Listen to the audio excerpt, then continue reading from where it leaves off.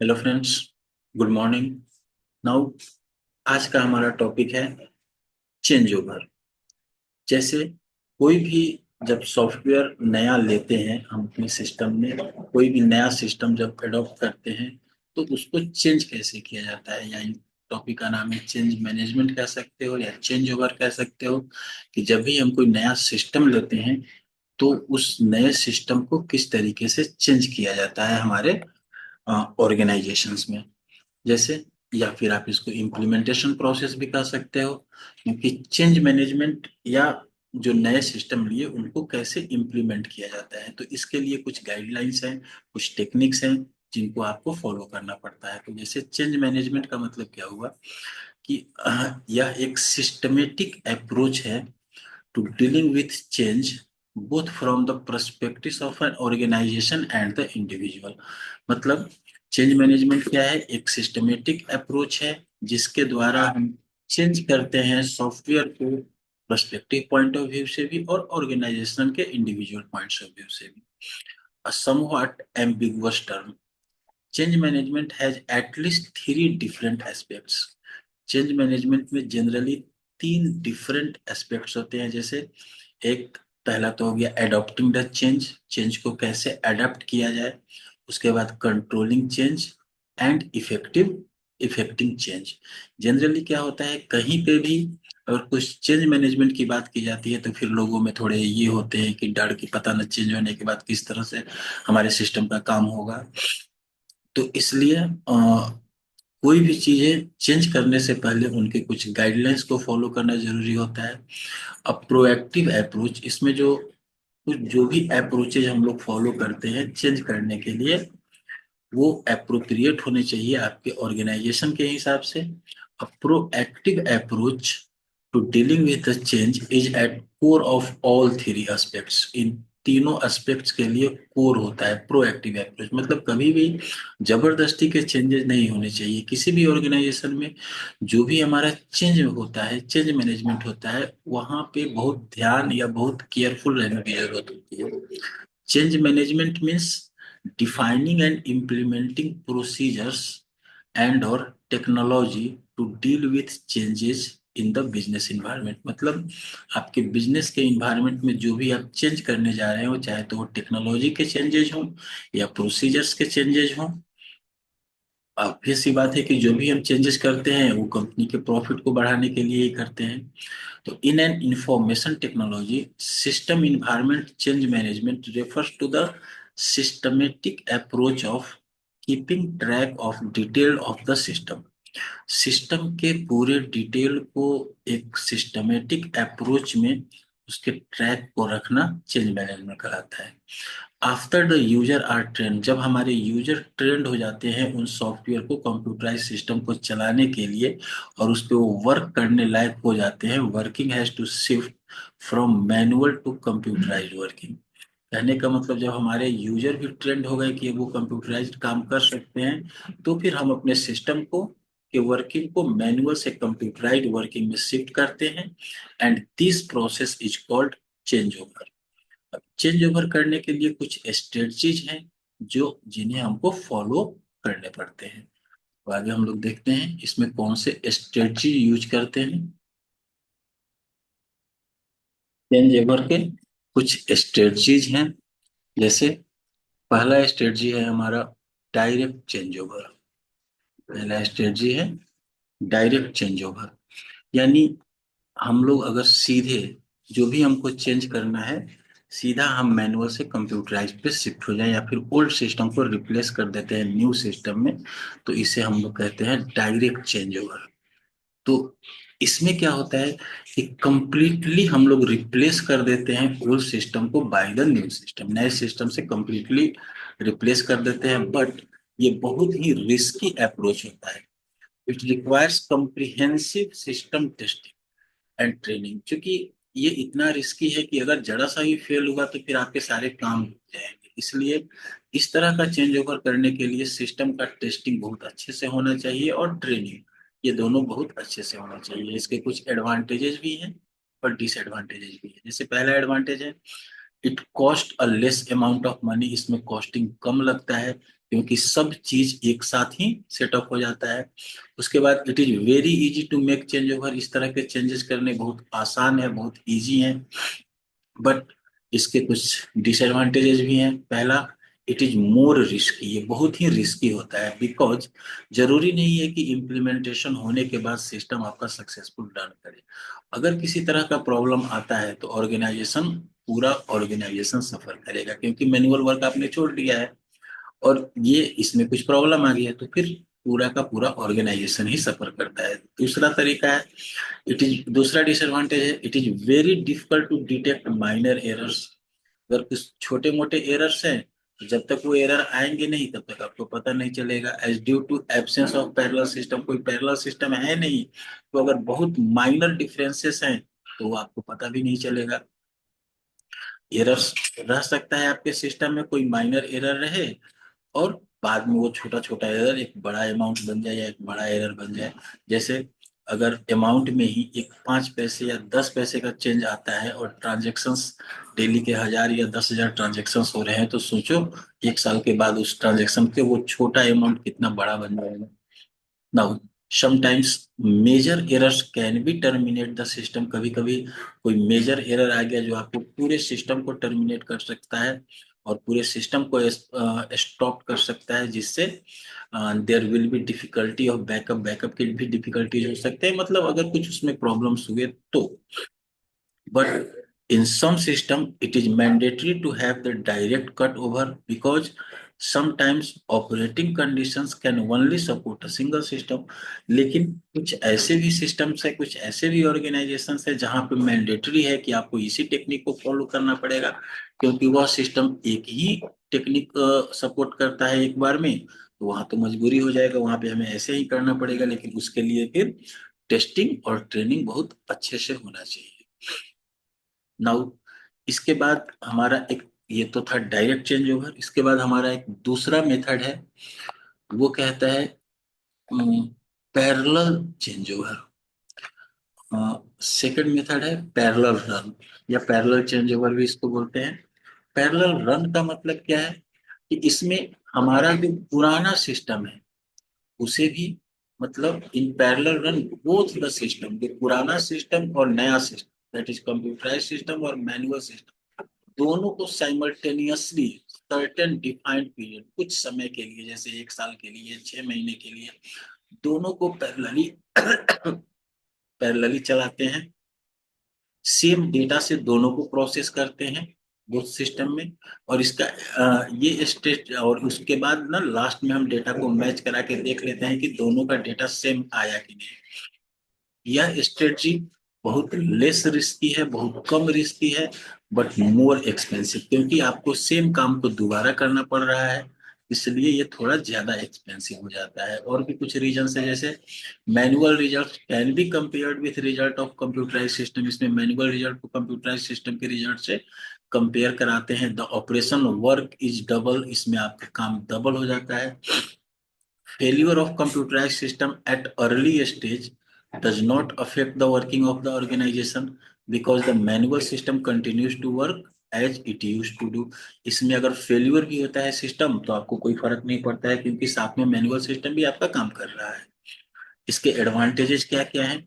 With the help of this even minor error can be detected, चूंकि manual भी चल रहा है और कंप्यूटराइज भी चल रहा है, लास्ट में दोनों को हम मैच कराएंगे तो यहाँ पे अगर एक छोटा से छोटा एरर भी आया तो उसे भी डिटेक्ट किया जा सकता है।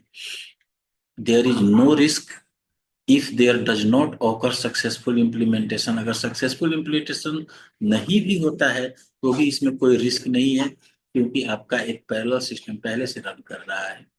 बट इसके कुछ डिसएडवांटेजेस भी हैं, like it is very expensive, ये बहुत एक्सपेंसिव कन्वर्जन स्ट्रेटजी है क्योंकि इसमें दो सिस्टम एक साथ काम कर रहा है, मैनुअल भी और कंप्यूटराइज भी।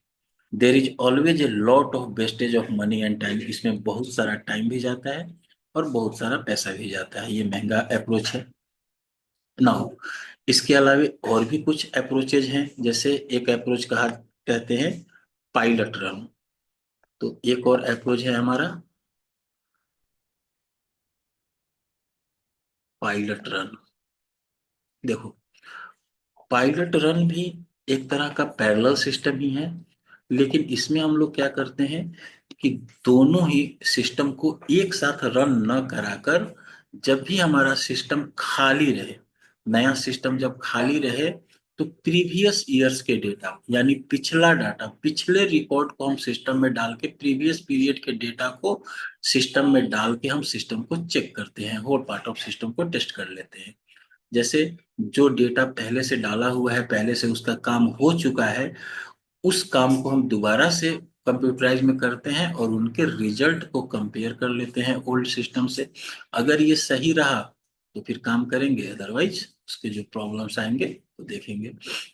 ये थोड़ा लेस एक्सपेंसिव होता है एंड लेस रिस्की होता है पैरेलल रन की तुलना में, क्योंकि इस स्ट्रेटजी में इस स्ट्रेटजी में क्या होता है कि आपके पास प्रीवियस डेटा रहता है और आप जब ऑफ टाइम में हो तब आप वो काम करते हो, पहले के डेटा को ऐड करते हो, इसलिए आपके करंट ऑपरेशंस को अफेक्ट भी नहीं करता है ये ना। इसके कुछ एडवांटेजेस हैं। It is an economic conversion strategy, ये ज़्यादा महंगा नहीं पड़ता है, सस्ता ही है। इट रिड्यूसेस द रिस्क, इसमें भी रिस्क बहुत कम हो जाता है। बट इसके कुछ डिसएडवांटेज है कि sometimes some operations remains untested. ऐसा हो सकता है कि कोई ऐसा सिचुएशन हो जो पिछले महीना, 2 महीने या 1 साल में नहीं आया हो, और उस तरह का सिचुएशन अगर अगली बार आ जाता है तो वो चीज अनटेस्टेड रह जाएगा। नाउ ऐसा ही एक और मेथड की बात हम लोग करेंगे। एक और, बेसिकली 4 तरह के मेथड होते हैं, तो 3 मेथड तो हम लोगों ने देख लिया। अब नेक्स्ट और चौथा मेथड है हमारा फेज्ड मेथड। तो फेज्ड मेथड को क्या कहते हैं? ये कहता है कि इसमें हम लोग पूरे सिस्टम को एक साथ रिप्लेस नहीं करेंगे, बल्कि पार्ट ऑफ सिस्टम को बिल्ड करेंगे ऑल यूजर के लिए और इसे रिप्लेस करेंगे ओल्ड सिस्टम से स्टेजेज वाइज। मतलब फर्स्ट स्टेज में कुछ पार्ट को, फिर अगले स्टेज में कुछ पार्ट को, फिर अगले स्टेज में कुछ पार्ट को, मतलब धीरे धीरे चेंजेस करेंगे। इसके एडवांटेजेस क्या है? there is a negligible chance of any type of problem in the system as it is tested on every stage, क्योंकि इसमें एरर आने के चांसेस बहुत कम हो जाते हैं, क्योंकि हर स्टेज पे इनका टेस्टिंग हो जाता है। It seems more user friendly, ये ज्यादा यूजर फ्रेंडली होता है, क्योंकि पूरा सिस्टम एक बार में चेंज नहीं हुआ है, ये थोड़े थोड़े करके चेंज हुए हैं। बट इसके भी कुछ डिसएडवांटेजेस हैं, जैसे it needs a lot of time to full implementation. System के पूरा इम्प्लीमेंटेशन होने के लिए इसमें आपको कुछ ज्यादा ही टाइम लगता है, ज्यादा ही वक्त लगता है। नाउ नेक्स्ट, अब हम लोग देखते हैं चेंज ओवर। आप जैसे भी करो, जैसे भी आप चेंजेस करो,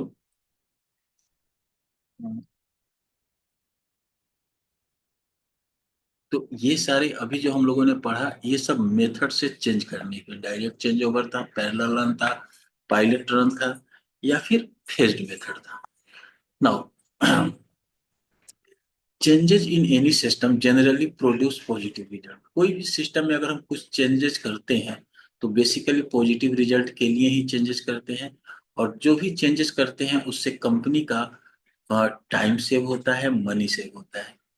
चेंज इज एक्साइटिंग तो है for those who adopt easily. अब हमारे कंपनी या हमारे ऑर्गेनाइजेशन में कुछ ऐसे भी स्टाफ होते हैं जिनको चेंजेस एक्साइटिंग लगते हैं, बट कुछ ऐसे भी इम्प्लॉइज होते हैं जो चेंजेस नहीं चाहते हैं, they do not like changes because they find difficult to adopt, जो इसको एडॉप्ट नहीं कर पाते हैं नए चेंजेस को, तो उनके लिए चेंजेस थोड़ा परेशानी का कारण हो जाता है। इसलिए किसी भी तरह से हम चेंजेस करें तो चेंजेस करने के लिए कुछ स्टेप्स हैं, उन स्टेप्स को फॉलो करना जरूरी है। जैसे पहला है प्लान फॉर प्रोसीजर चेंजेस। सबसे पहले से ही आप अपने एम्प्लॉय को या अपने साथ काम करने वाले कलीग्स को, अपने ऑर्गेनाइजेशन को पहले से ये बता के रखो कि हमारा प्रोसीजर चेंज होने वाला है, हम लोग उसके लिए प्लानिंग कर रहे हैं। उसका पहले प्लान करो, प्रोसीजर को किस तरह से चेंज करना है, किस तरीके से चेंज करना है, प्रॉपर प्लानिंग। उसके बाद बिल्ड अवेयरनेस। जितने भी हमारे ऑर्गेनाइजेशन के एम्प्लॉयज हैं, हर एम्प्लॉय को चेंजेस, प्रोसीजर के चेंज के बारे में पहले से अनाउंस करके रखो कि फलाने डेट को चेंज होने वाला है, फलाने डेट से इस तरह से काम होगा, ताकि उनको पहले से ये पता रहे कि हाँ चेंजेस होने वाले हैं, तो इसलिए वो अपने आप को प्रिपेयर कर लें। नेक्स्ट है प्रोवाइड डॉक्यूमेंट्स। चेंज होने से पहले सबको एक डॉक्यूमेंट दिया जाए कि ये नया चेंजेज होगा, उसमें ये प्रोसीजर रहेगा, ऐसे ऐसे काम करेगा, ताकि वो लोग थोड़ा सा अवेयर हो जाए पहले से कि क्या क्या चेंज होने वाला है। एक तरह का उनका ट्रेनिंग हो जाएगा हल्का फुल्का। नाउ उसके बाद फिर इतना करने के बाद उनको एक डॉक्यूमेंट दे दिया जाएगा। वो डॉक्यूमेंट्स को देख के प्रोजेक्ट के बारे में या नए चेंजेस के बारे में कुछ समझ लेंगे। फिर उनको ट्रेनिंग ऑफर किया जाए नए चेंजेस का। नए चेंजेस जब कर लिए जाए तो उनसे उसके लिए उनको ट्रेनिंग ऑफर किया जाए कि भाई आप लोग ये ट्रेन हो जाओ, या स्टाफ को learn to change the procedure. Procedure किस तरह से चेंज हो रहा है इनके बारे में, या उस प्रोसीजर का ट्रेनिंग। नेक्स्ट है इम्प्लीमेंट पॉलिसी चेंजेस स्लोली। जो भी पॉलिसी चेंज करना है वो ऐसा नहीं कि एकदम से किया जाए। Change one procedure at a time. एक एक प्रोसीजर एक एक समय में चेंज करो। Once the employee have become familiar with the new procedure, then you come to move on the next one. मतलब पहले एक प्रोसीजर को चेंज करो, और जब उस प्रोसीजर के हिसाब से हमारा एम्प्लॉय फेमिलियर हो जाए तो फिर अगला प्रोसीजर चेंज करो। Ask for feedback. जितने भी एम्प्लॉय हैं उनसे चेंज होने के बाद उनका फीडबैक लो, जैसे उनसे सजेशंस लो, उनके आइडियाज लो, उनके कमेंट्स लो। वो आपके लिए बहुत हेल्पफुल होगा। उसके बाद लिसन टू योर एम्प्लॉय। ऐसा नहीं है कि जो चेंजेस कर दिए जैसे कर दिए भाई आप एक्सेप्ट करो, नहीं। जो भी इम्प्लॉयज हैं हमारे, उन इम्प्लॉय से फीडबैक लेने के बाद उसके हिसाब से भी थोड़ा सोचो कि उनके फीडबैक कैसे हैं, इम्प्लॉय क्या चाह रहे हैं, किस तरह से इम्प्लॉय चेंजेस चाह रहे हैं, इम्प्लॉय का क्या आइडिया है, नए चेंजेस के बारे में इम्प्लॉय के आइडिया क्या है, और इम्प्लॉय के सजेशंस क्या हैं। इन चीजों को देखते हुए चेंज करना चाहिए। तो ये सारे कुछ स्टेजेस हैं जिनका यूज करके हम कोई चेंजेस करते हैं। नाउ इसके बाद नेक्स्ट टॉपिक है हमारा फाइल कन्वर्जन। छोटा सा टॉपिक है। तो जब भी हम कोई चेंजेस करते हैं तो उस चेंजेस के लिए बहुत सारे हमारे पास डेटा जो पहले से हैं, उन डेटा को कैसे कन्वर्ट करेंगे। वो डेटा को कन्वर्ट करना ही कहलाता है फाइल कन्वर्जन। हो सकता है पहले से हम अपने डेटा को एक्सेल फाइल में रखते हो और अब सॉफ्टवेयर के थ्रू उसको डेटाबेस में रखना हो, या किसी अलग फॉर्मेट में रखते हो। वहां से अब हमको जब हम नया सिस्टम लाएंगे तो हो सकता है कि हमारे जो फाइल का फॉर्मेट है उन्हें चेंज करना पड़े अदर फॉर्मेट में। फॉर एग्जाम्पल, हो सकता है कि file in word perfect format में पहले से था, अब उसको माइक्रोसॉफ्ट वर्ड में रखना पड़ रहा है। फॉर सक्सेसफुल कन्वर्जन अब कन्वर्जन प्लान इज रिक्वायर्ड। इसके लिए भी हम एक सक्सेसफुल कन्वर्जन प्लान बनाएंगे, विच इंक्लूड्स उस प्लान में क्या क्या होगा। Knowledge of the target system, कि टारगेट सिस्टम हमारा किस तरह से काम करेगा, और understanding of the present system कैसे काम करता था। उसके बाद टीम वर्क। अकेले तो चेंजेस नहीं हो सकते हैं सारे फाइल्स, उसमें टीम लगाना पड़ेगा। फिर कुछ ऑटोमेटेड मेथड्स अगर हैं तो ऑटोमेटेड मेथड्स का यूज किया जा सकता है, टेस्टिंग किया जा सकता है पैरेलल ऑपरेशन करके। उसके बाद continuous support for correcting the problems. अगर कोई प्रॉब्लम आता है तो उसका कंटिन्यूअस सपोर्ट चाहिए। उसके बाद अपडेटिंग द सिस्टम, या फिर यूजर डॉक्यूमेंट्स जो है उन्हें भी अपडेट करना जरूरी है। Many popular application support opening and saving other file formats of the same data. बहुत सारे एप्लीकेशंस हैं जो एक सिस्टम से दूसरे सिस्टम में फाइल्स को कन्वर्ट करते हैं। जैसे माइक्रोसॉफ्ट वर्ड है, वो अपने फाइल को पीडीएफ में भी सेव करता है, वर्ड के फॉर्मेट में भी सेव करता है। तो अलग अलग तरीके से हम लोग कन्वर्ट करा सकते हैं। नाउ जब कोई भी चेंजेस करते हैं हम लोग, या फाइल कन्वर्जन करते हैं, कोई भी चेंजेस करते हैं, तो उसके लिए हमें साइट प्रिपरेशन करना पड़ता है। किस जगह पे चेंज करने हैं, तो उसके लिए भी कुछ गाइडलाइंस है कि कहाँ कहाँ पे कैसे कैसे चेंज करने हैं। तो पहला है हमारा साइट प्रिपरेशन। तो साइट प्रिपरेशन के लिए your guidelines help to prepare your sites for the delivery and installation of your server. आपके सर्वर का इंस्टॉलेशन कैसे होगा, आपका प्रोडक्ट कैसे डिलीवर होगा। तो सबसे पहला काम होता है इसमें site selection. Selection of site for information technology equipment is the first consideration. सबसे पहले हम लोग साइट सिलेक्शन करेंगे, उनके लिए प्लानिंग करेंगे और उनका प्रिपेयर करेंगे इंस्टॉलेशन। उसके बाद determine whether a new site is to be constructed और alterations are performed on the existing site. पहले तो ये देखेंगे कि या तो हम नया साइट ही बना रहे हैं या फिर पुराने साइट को ही अल्टर करके उसमें कुछ चेंजेस करना है। उसके बाद एक्सेस, सेकंड पॉइंट है access. Define the access route, उसको कैसे एक्सेस किया जाएगा उसका रूट डिफाइन करना। उस पे हम अपने डॉक्स को लोड करना, अपने डेटा प्रोसेसिंग एरिया को बिफोर डिलीवरी और सर्वर को डिलीवर करने से पहले अपने सारे डेटा को वहां पे रखना, उनका एक्सेस रूट कैसा है। उसके बाद acoustics noise emission data allows you to assess noise levels of your data processing equipment। जो भी हमारे डेटा प्रोसेसिंग इक्विपमेंट्स हैं वो अगर साउंड से रिलेटेड है, कॉस्टिक से रिलेटेड है, तो उनको चलाकर देखना कि भाई ये किस तरह से इनका क्या रोल है और ये किस तरह से काम कर रहे हैं।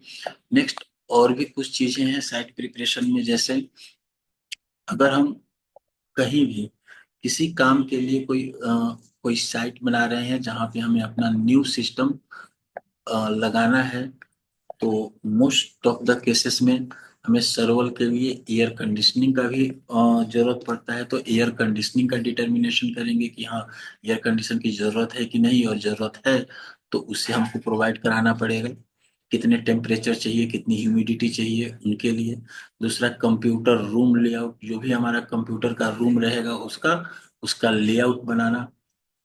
उसके बाद कंप्यूटर रूम लोकेशन, जो भी कंप्यूटर का रूम होगा उसका लोकेशन देखेंगे, क्योंकि कंप्यूटर्स हमारे बहुत सारे चीज़ों से अफेक्टेड होते हैं, तो उन फैक्टर्स के हिसाब से। उसके बाद इन्वायरमेंटल डिजाइन क्राइटेरिया, जहाँ भी हमारा कंप्यूटर रहेगा या जहाँ भी इस पे काम किया जाएगा सर्वर पे, तो उनका डिजाइन किस तरह का होना चाहिए उसके बारे में देखेंगे। उसके बाद